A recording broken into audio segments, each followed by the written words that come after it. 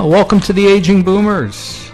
I'm your host, Frank Sampson, and I just want to thank everybody for taking the time to join us today. As many of you know, our show, we discuss so many of the issues facing boomers, their parents, and what we know, of course, is an aging population.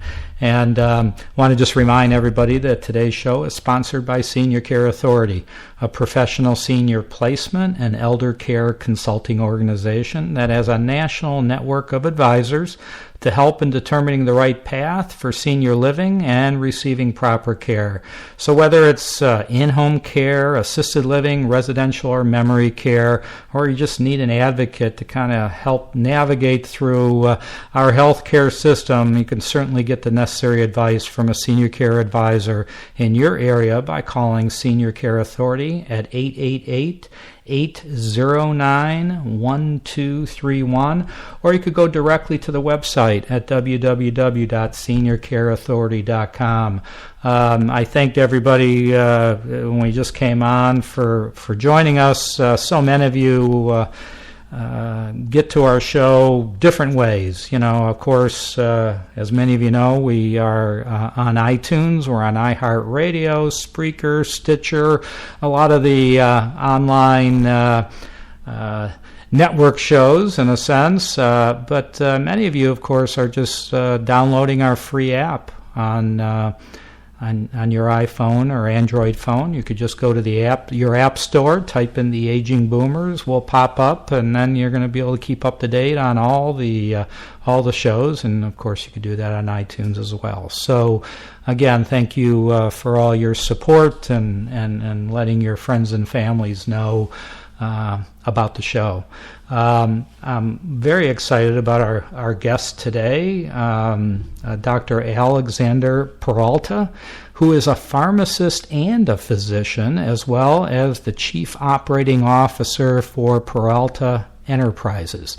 He is also president of Palliative Medicine Consulting Services and Chief Medical Officer and Director of Palliative Care Services for Compass Hospice in Dallas, and Director of Palliative Care for Prestonwood and Denton Rehabilitation and Nursing Centers.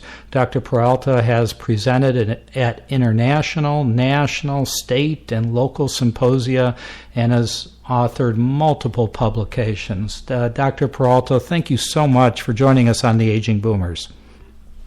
Frank, it's a privilege and an honor to be on your show. Well, I'm very excited to be part of this program. Great. Well, I appreciate it. You know, so I did do a little research on you, and I know you talk quite a bit and various events that speeches that you've given. You talk about a term that some people might be familiar with, but I would have to guess most aren't, and that's called neuroplasticity, if I pronounced it right. Can you tell us a little bit more about what is neuroplasticity? Yes, Frank. Really, neuroplasticity is a term that's been around in medicine for several years. Actually, as a pain specialist, we knew about neuroplasticity and how drugs worked in the brain and what caused them to stop working. But neuroplasticity now is very high on the radar screen for neuroscience. And it's referred as a brain plasticity or cortical plasticity or cortical remapping, which refers to changes that occur in the organization of the brain as a result of an experience. This term plasticity was coined by Jerzy Konorski, Konorski. And the concept of neuroplasticity implies that there are certain areas of the brain that are dynamically rewiring in response to changes in the environment, and also challenges the notion that the brain function is fixed in certain regions, which it is not. So the brain, in a way, is very plastic and has the ability to really rewire itself, especially like when someone has a stroke. So what really allows people who have had a major stroke to get better is how the brain literally rewires one side of the brain to the other side of the brain, actually moving certain functions, certain neural connections, and also certain cognitive abilities. So the brain, of course, is pretty complicated. Maybe not to you, but I think to the average person. And I guess there's various functions, of course, and cognitive areas of the brain. Would you say, do all the areas of the brain change over time? Do all of them, or just certain areas change as we age? Yes. Yeah. Definitely, Frank. According to the theory of neuroplasticity, just to kind of add one more thing, it's the thinking, learning, and acting that actually change in both the brain and the physical structure, the anatomy, and the functional organization, physiology of the brain from top to bottom. So this natural ability to form new connections in order to compensate for an injury or a change in one's environment is what we talk about. There's a great book called The Brain That Changes Itself by Norman Doidge, Doidge, and he talks about how the brain works. But one of the things I think is very important is, areas of the brain and brain function. So, for example, memory or part of the brain function, the ability to retain and recall past and present information. Well, the cognitive area of the brain that's affected there is the temporal and frontal lobes. And when we look at language, the brain function, the process involved in producing and understanding spoken and written communications. Well, that cognitive area in the brain is called the parietal lobe. And then there's executive function, which is the capacity to control and apply one's own mental skills. And that cognitive area of the brain is the frontal lobe. It's kind of like, in that particular area, how well do you reconcile your checkbook, that kind of thing.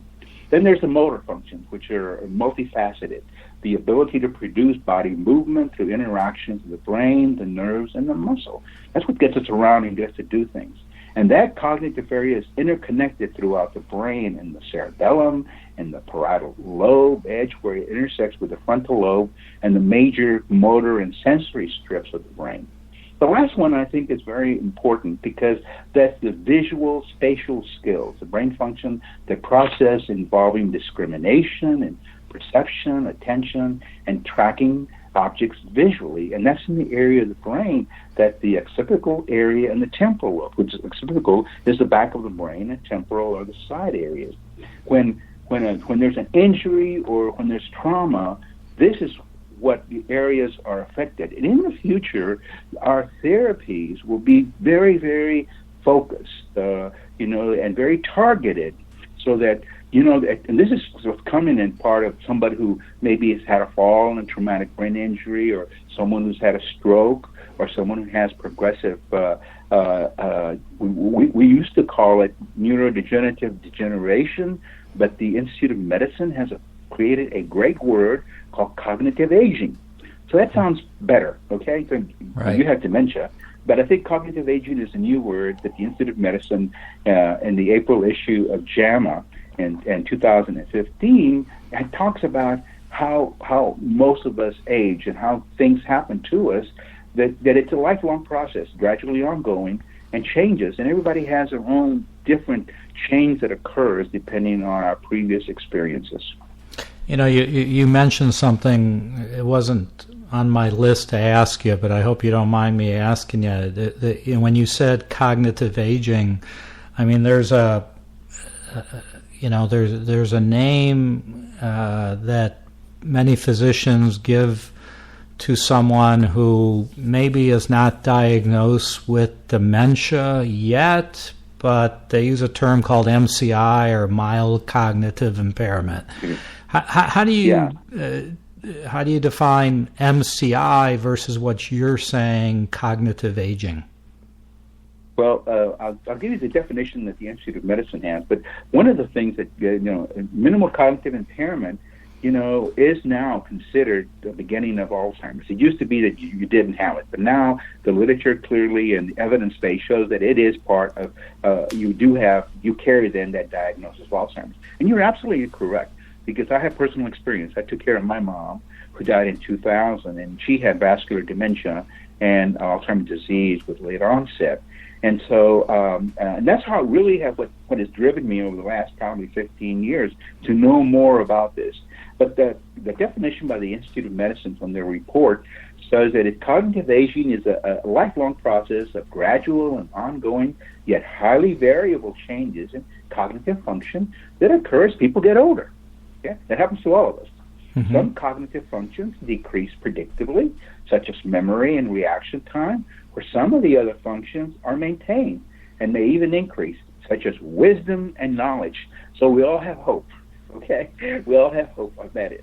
But the report really addresses the emerging concepts of cognitive aging and that are important in public health, and more importantly, what you're doing here today, educating the public, educating people to understand better and maintain this cognitive reserve or cognitive health for all of us, so that we can stay functional, but more importantly, we can enjoy the quality of life that we've been given.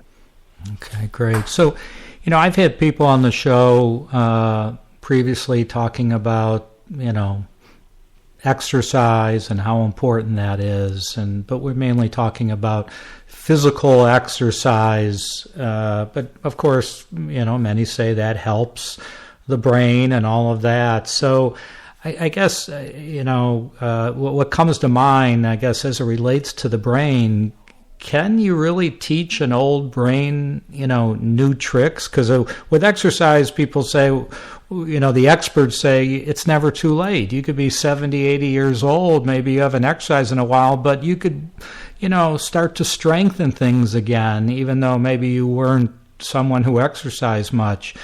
Is that the same with the brain? Absolutely.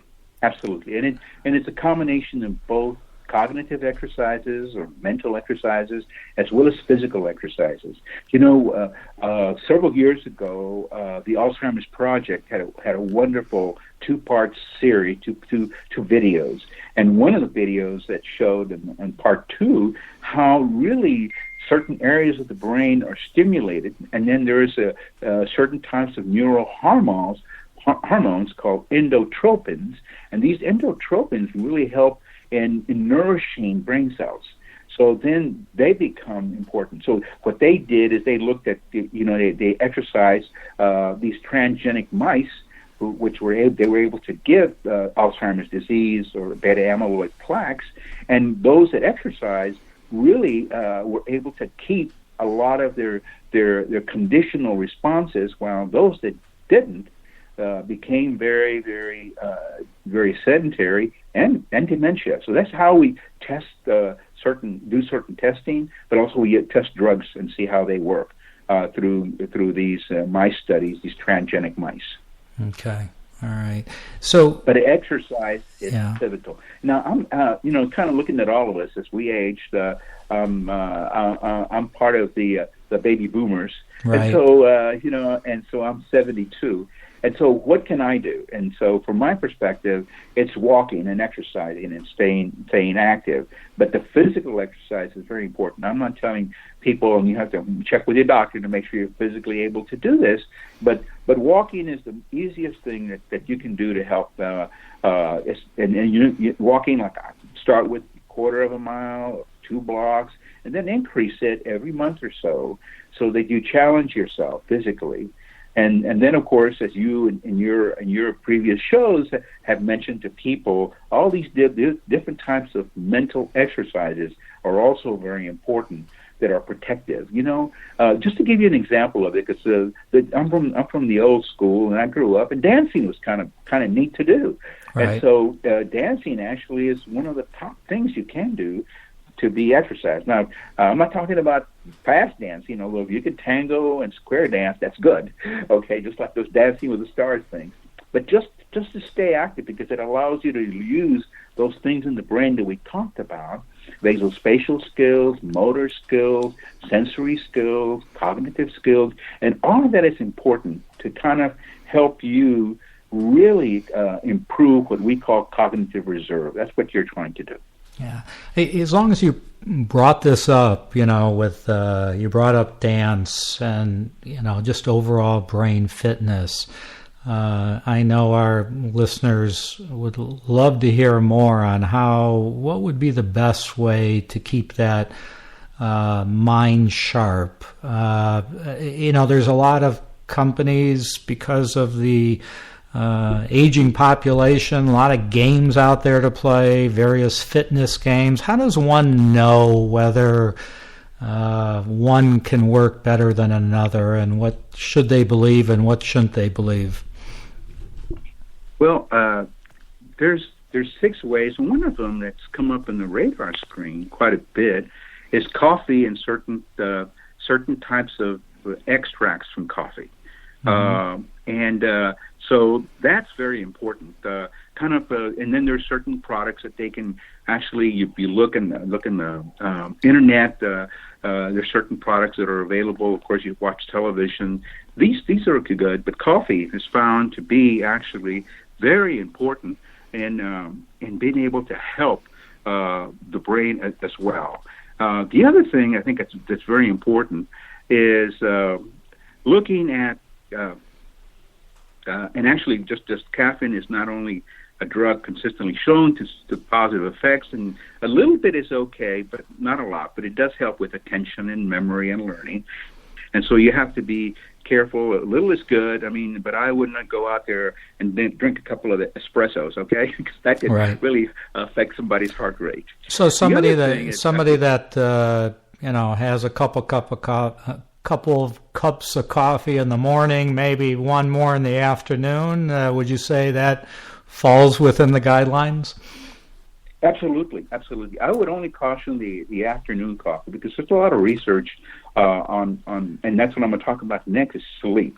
Because caffeine affects different people. Some people can have coffee before they go to sleep, and some people can have a cup of coffee and be awake all night long. So be careful with that afternoon cup of coffee if you're drinking it caffeinated, or best thing is to drink it decaffeinated, or you still get a little bit of caffeine. But that is a couple of cups of coffee a day leads to really a way in which we can heighten our attentiveness on the right things. But it also does not interfere with sleep and makes it hard for you to concentrate. So the other thing, and the thing that I really promote, because we talk about eating right and exercising your body and exercising your mind, but sleep is pivotal, okay? Sleep is the Swiss Army knife of memory learning. So what that does is sleep consolidates our memories, encoding them in certain connections between neurons that make it easier to recover information. It also strips away unimportant details so that you can remember what's really more useful to you. It solidifies skills you've learned during the day. And of course, this is kind of interesting because most of us, we're reading and we're trying to learn, and then we fall asleep. Well, yeah, but you really keep that information. It doesn't help if you put your head on the book. You got to read the book, or you got to read the material. The other thing that I think is most important in sleep is that it flushes out harmful toxins that accumulate during a 24-hour period of time, which almost could increase your risk for Alzheimer's disease. I know that there's a lot of people that have type of obstructive sleep apneas and interrupted sleep. So you be sure that you treat that, and you go to a professional to get it treated. It also builds up stores of reserve energy for times when you really need to think hard. And this is to me, in what I've read and what I've researched and from articles, it's very, very important, because sometimes we have to really think hard, especially if we've had some situation where we have a family member who is ill, or you become ill, or you get a new diagnosis, or you had trauma, or you have progressive disease. Then this is really a way in which it protects your brain. It also develop the ability to focus and avoid distractions the next day. So when you have enough sleep, how clear and how crystal your brain is. But when you have interrupted sleep, or you don't get enough sleep, that really affects your thinking. And over a long period of time, it could cause that definitely loss of neurons. And then, of course, eating right, making sure that you eat right, and then exercising your body. and then of course, and exercising your mind. You talked about some of those things. Right. The last thing I want to mention is I do have a question for you, Doctor, on the sleep part. Would you is that dependent by the particular person and age as far as the amount of sleep? I mean, you hear people say, "Hey, I just need 4 hours of sleep a night, and I'm sharp as can be." Is that a fallacy? No, that's absolutely correct. That is correct. Okay. And I think that there's some researchers that actually kind of looked at this. Art Markham is a physiology professor at University of Texas in Austin, and he talks about the importance of sleep. But all of us, we go through 4 stages of sleep, and then we go through light sleep and also deep sleep. But everybody kind of talks about that rapid eye movement sleep. So you can have sleep that's non-REM, rapid eye movement, and sleep that's REM. There's a lot of theories, but most of us need about 3 to 4 cycles of REM, and each of those cycles are about 90 minutes. So you're absolutely right. Some people can sleep 4 to 6 hours, and they're good because they can get into that real deep sleep, get their 3 or 4 REM cycles on, and they're good. For me, it's 7.5 to 8 hours. And actually, there's a way of you testing that. But now, if you buy those apparatuses you can put on your wrist, and it can actually measure how much hours you actually sleep, in bed because of the activity. And so it's the number is between 7.5 and 8.25 hours. So 8 hours and 15 minutes. So that's about normal for most of the people. What happens is that if you have interrupted sleep throughout the night, then it affects you the next day where you don't feel like you've really slept at all. And I'm going to leave that to the experts that do all these studies. But just to say that sleep is so important in brain health. Got it. Okay. I had interrupted you. You were going to talk about eating.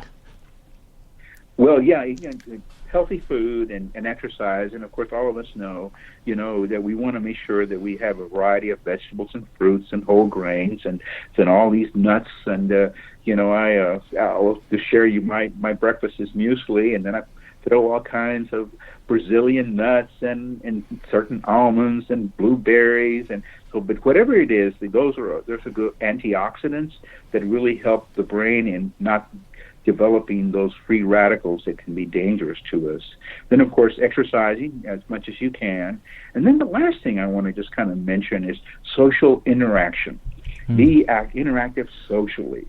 And a lot of studies have shown that even though a person may carry a lot of this disease in their brain, as long as they're interacting socially, and I think it's one of the things that's so great about what you do and your affiliates do, is to tell the people that interaction and support groups, because I've taken care of dementia patients for the last 16 years because I saw what happened to my mom, and I really got compassion fatigue syndrome trying to do it all, my wife and I, by ourselves. So you need to seek help, and you need to sometimes make sure that the person who is the caregiver, who is the pillar of taking care of that patient, takes care of themselves.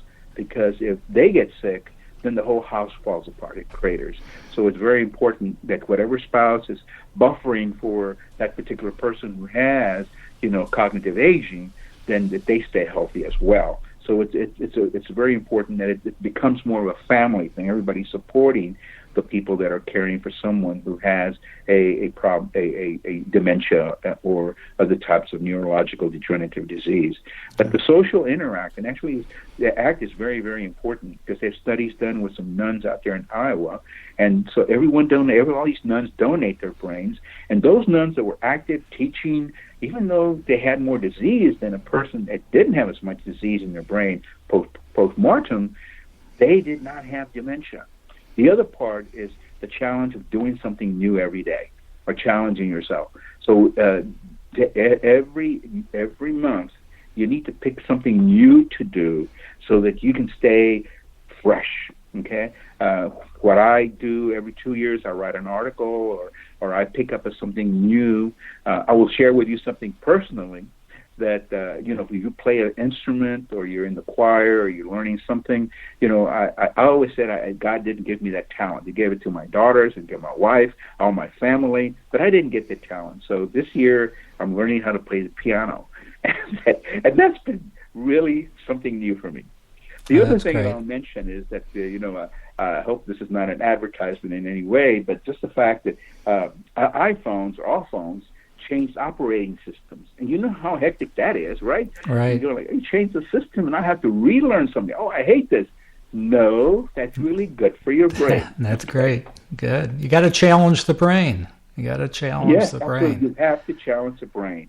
Because if you do not use it, you will lose it.